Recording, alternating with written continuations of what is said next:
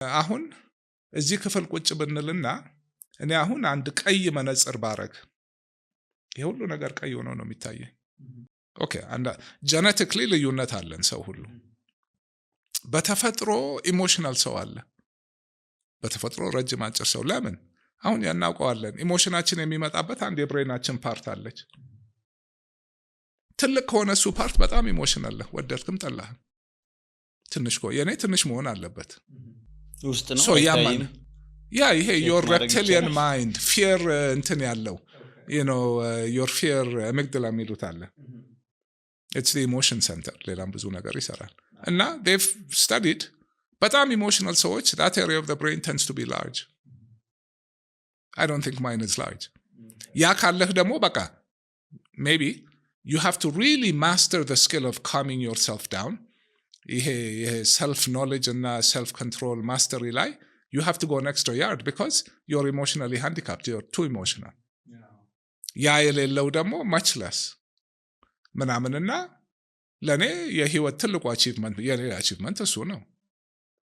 success ይመጣል ይሄዳል፣ material things come go ምናምን ይሄ አብሮህ የሚዘልቅ ነው ሁሌ and በቃ at the end of the day በቃ ትርጉም ያለው ነገር እሱ ነው። እሱ ደግሞ ገንዘብ አይፈጅም ነው እኮ በቃ ያስጋል።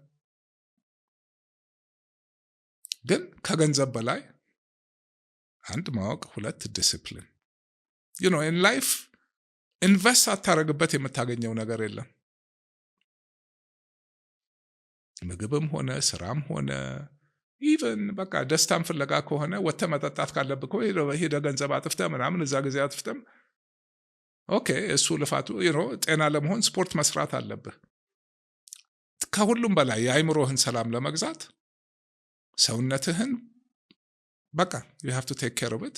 እሱ ሰላም ካልሆነ ይሄ ሰላም ሊሆን አይችልም። አንድ ነው። so physical ብሬንህን ሃርድዌሩን taking care of yourself ማድረግ አለብህ። ከዛ ትልቁ ነገር ሶፍትዌርህ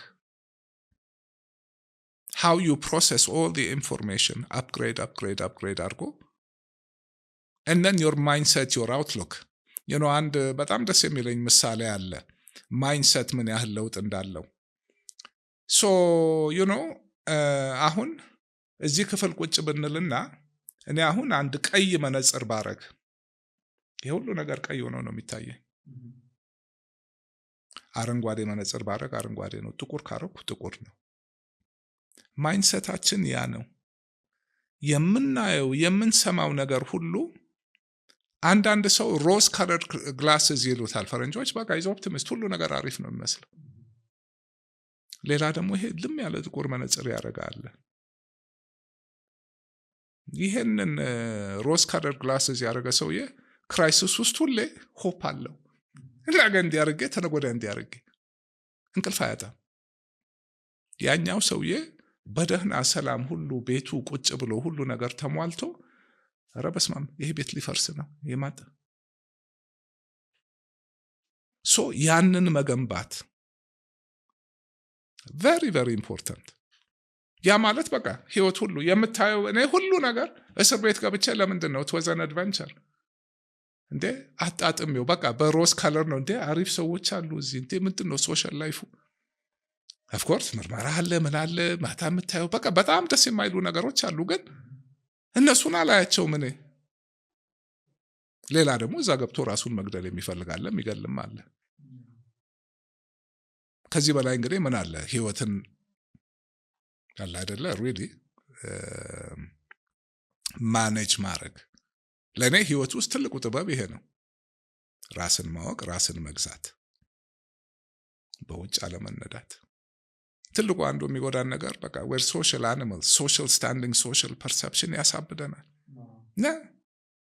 ቦታው ቁጭ ዝም ብሎ ፌክ ሶፍት ይሄ የድሮ የፕሪሚቲቭ ሶፍትዌርህን አንተ አፕግሬድ ማድረግ አለብህ። ለዚህ ዓለም አይሰራም። የት አለ እሱን ሶፍትዌር? በትምህርት ነው። አሁን የማወራቸው ነገሮች ይሄ ሁሉ አለ እና ላይክ በጣም ዲቴል ነገሮች አሉ። ኧረ ብዙ ሰነድ ምን እንደ በቃ ትንሽ አውርቼዋለሁ ፐብሊክ ከዚህ በፊት። ግን በደንብ በሆነ መልኩ the beauty of online now is በቃ እኔ እዛ ቤቴ ቁጭ ብዬ I can communicate with the world. the beauty is የዓለም በቃ ሊትራሊ እዚህ ቁጭ ብለን ከዓለም ጋር ኮሚዩኒኬት እያደረግን ነው አይደለም? በቃ I can do that ስዘጋጅና በቃ እንደ ቀጣይ ይሄ ነካ አድርገህ የምትተወው ነገር አይደለም። ማንም ሰው መማር ውሳኔው ካለ some natural handicap ከሌለ someone too emotional or something አላውቅም ሌላ ነገር the average person ትልቁ ፈተና መመኘቱ ሳይሆን ወስኖ ዲስፕሊኑን ገዝቶ መደረግ ያለበትን ማድረግ everyday my routine my men ሁሌ ጭንቅላትን መስል ስፖርት ነው የሚገነባው አይደለም?